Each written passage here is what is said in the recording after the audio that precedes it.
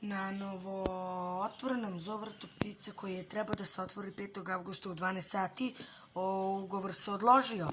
Istekla je tužno Radica Račić.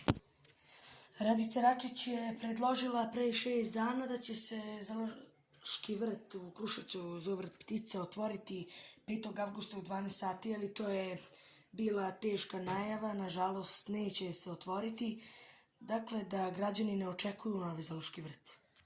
Novozaloški vrt ptica koji je trebao da se otvori u Majke Jugovića 19, građani ne mogu da očekuju zato što zovrta neće biti.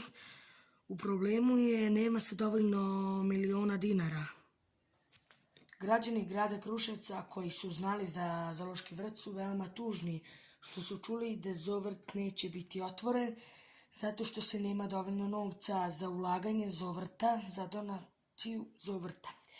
Ali ćemo drugi vrt u Vrnjačkoj banji, zovrt Vrnjci, umesto zovrta ptica koji je trebao da se otvori u ulici Zovrt koji je trebao da se otvori u Majke Jugovića 19, istekla je tužno Radica Račić. Radica Račić je istekla, nažalost, nećemo imati zovrt koji je trebao da se otvori 5. avgusta u ulici Zakića, bivšoj, a sadašnjoj Majke Jugovića 19. Nije se otvorio zato što se novca nema i nažalost nećemo imati zovrt.